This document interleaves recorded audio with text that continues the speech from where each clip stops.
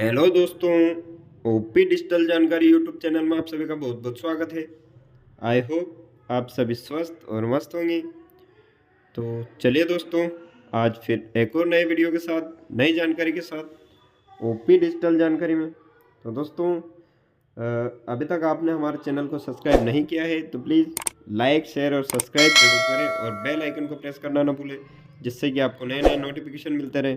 तो चलिए दोस्तों, क्या है वो नई जानकारी देखते हैं अपन। तो देखिए दोस्तों, मध्य प्रदेश लोक सेवा आयोग द्वारा जो कि सहायक प्राध्यापक परीक्षा असिस्टेंट प्रोफेसर की जो परीक्षा जो 2022 है, जो कि 23 में होगी अभी, तो उसका जो परीक्षा कार्यक्रम परीक्षा योजना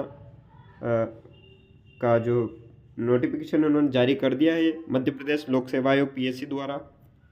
तो देखते हैं क्या है।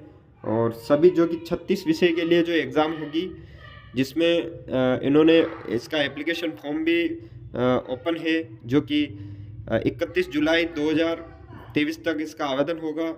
इसकी जो कि 14 मार्च 2023 लास्ट तारीख थी, लेकिन क्या है कि असिस्टेंट प्रोफेसर की जो कि सेट एग्ज़ाम जो राज्य जो पात्रता परीक्षा है उसका एग्ज़ाम पहले होगा, और उसमें जो पात्र अर्ह होंगे जो भी अभ्यर्थी, तो उनको भी एक मौका मिलेगा असिस्टेंट प्रोफेसर की जो इस एग्ज़ाम में भर्ती में शामिल होने का। तो इसलिए 31 जुलाई तक इसके आवेदन होंगे।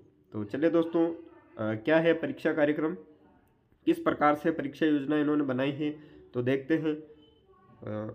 अंक योजना देखिए दोस्तों, जो कि प्रश्न पत्र है, 2 प्रश्न पत्र होंगे, प्रथम प्रश्न पत्र और द्वितीय प्रश्न पत्र।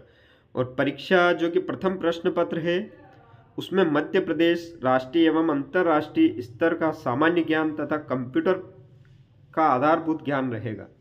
ठीक है दोस्तों। और पहले प्रश्न पत्र में प्रश्नों की जो संख्या रहेगी वह 50 रहेगी, और इसका पूर्णांक रहेगा 200। ठीक है दोस्तों, इसका 200 पूर्णांक रहेगा और इसकी अवधि 1 घंटे की रहेगी। 50 प्रश्नों की जो कि 200 का पूर्णांक रहेगा और अवधि 1 घंटा रहेगी। और द्वितीय प्रश्न पत्र जो है, जो विषय संबंधित विषय का होगा, जो कि स्पेसिफिक सब्जेक्ट का होगा, तो इसमें क्या रहेगा, इसमें 150 150 प्रश्न आएंगे, है ना।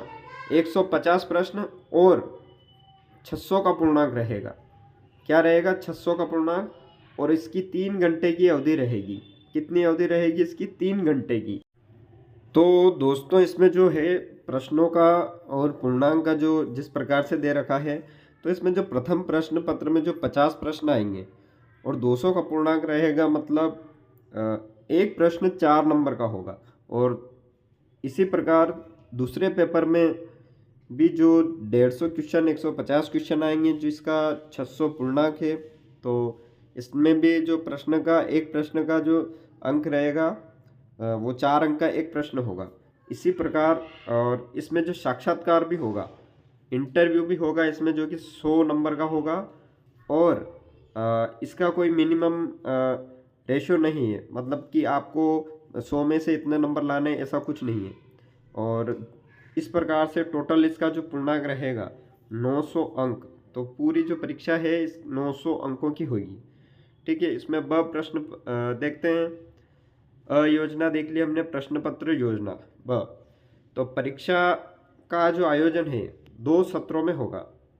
देखिए, इसमें 2 सत्र में होगा, क्योंकि 4 घंटे की अवधि है, तो 4 घंटे कंटिन्यू एक बार में तो ले नहीं सकते हैं।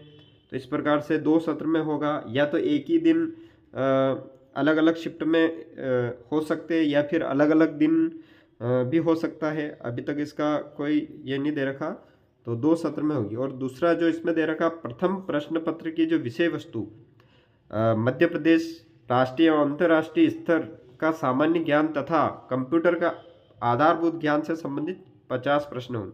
और द्वितीय प्रश्न पत्र में विषय से संबंधित प्रश्न पत्र में 150 प्रश्न होंगे। इस प्रकार दोनों प्रश्न पत्र में कुल 200 प्रश्न होंगे, और प्रत्येक जो प्रश्न, जैसा कि आपको बताया ऊपर, तो 4 अंक का होगा। तो दोनों प्रश्न पत्रों का पूर्णांक 800 और 100 इसके साक्षात्कार के वो मिलाकर 900 अंक हो रहे हैं। तो इस प्रकार देखते हैं हम तीसरा पॉइंट क्या कहता है। तीसरे पॉइंट में दोनों प्रश्न पत्र वस्तुनिष्ठ बहुविकल्पी प्रकार के होंगे और प्रत्येक प्रश्न पत्र के जो उत्तर हेतु 4 विकल्प ABCD होंगे। अभ्यर्थी को उक्त विकल्प में से केवल एक सही विकल्प का चयन करना है। अभ्यर्थी के द्वारा एक से अधिक का चयन करने पर उत्तर निरस्त कर दिया जाएगा। और प्रश्न पत्र की जो अवधि 1 घंटे की होगी प्रथम प्रश्न पत्र, और तो ये हमने आपको ऊपर बता ही दिया। देखिए इसमें एक और जो इस प्रकार लिखित परीक्षा में मेरिट दोनों प्रश्न पत्रों के प्राप्तांक को जोड़कर बनेगी। देखिए इसमें जो प्रथम प्रश्न पत्र और द्वितीय प्रश्न पत्र दोनों के अंक मिलाकर दोनों मेरिट तैयार किए जाएगी। ठीक है, ये विशेष ध्यान रखें। और 5वां पॉइंट, इसमें दोनों ही प्रश्न पत्रों में पृथक पृथक 40% अंक प्राप्त करना अनिवार्य होंगे। प्रथम प्रश्न पत्र का जो पूर्णांक है वह 200 है और 50 प्रश्न हैं, तो 200 का 200 अंक हैं तो उसका 40% अंक लाना अनिवार्य। ठीक है, इस प्रकार SC ST OBC और EWS और PH दिव्यांग इन श्रेणी को के आवेदकों को परीक्षा में उत्तीर्ण होने हेतु 10% की छूट दी जाएगी। तो इस प्रकार से 30% इनको अंक प्राप्त करने अनिवार्य होंगे। और भाषा संबंधित जो भी प्रश्न पत्र है को छोड़कर समस्त प्रश्न पत्र हिंदी एवं अंग्रेजी भाषा में होंगे। ठीक है, बाइलिंगुअल होगा पेपर। और परीक्षा परिणाम के साथ ही अभिलेख प्रेषण हेतु अंतिम तिथि निर्धारित कर परीक्षा में प्रावधिक सफल अभ्यर्थियों से उनके अर्हता से संबंधित सभी अभिलेख प्राप्त किए जाएंगे तथा केवल उन्हीं अभ्यर्थियों को साक्षात्कार में आमंत्रित किया जाएगा जो अभिलेखों की सूक्ष्म जांच उपरांत अहल पाए जाएंगे। ठीक है, और अंतिम निर्धारित तिथि पश्चात आयोग द्वारा अभिलेख स्वीकार नहीं किए जाएंगे। तो इसका भी सब है वो समय पे होगा। साक्षात्कार बताई दी आपको जैसा कि हमने बताया साक्षात्कार में कोई न्यूनतम उत्तीर्णांक निर्धारित नहीं है। और चयन प्रक्रिया में प्रथम चरण में संबंधित प्रश्न पत्र की ऑफलाइन पद्धति OMR शीट पर आधारित परीक्षा और ऑफलाइन परीक्षा का आयोजन किया जाएगा। ठीक है, प्रथम चरण मतलब चयन जो प्रक्रिया है प्रथम चरण में तो ऑफलाइन होगी ये परीक्षा।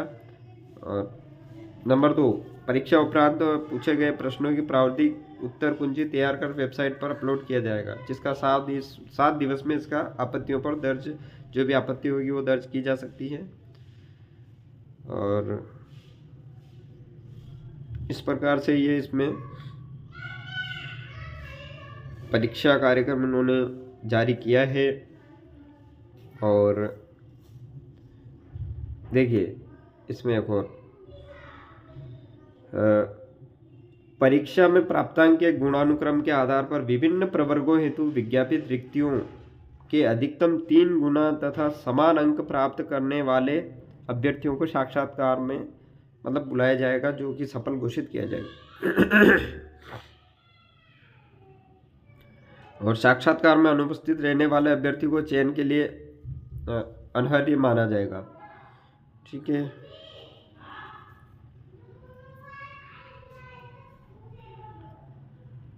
और जो भी जानकारी इसकी समय समय पर www.mpsc.mp.government.in पर उपलब्ध रहेगी।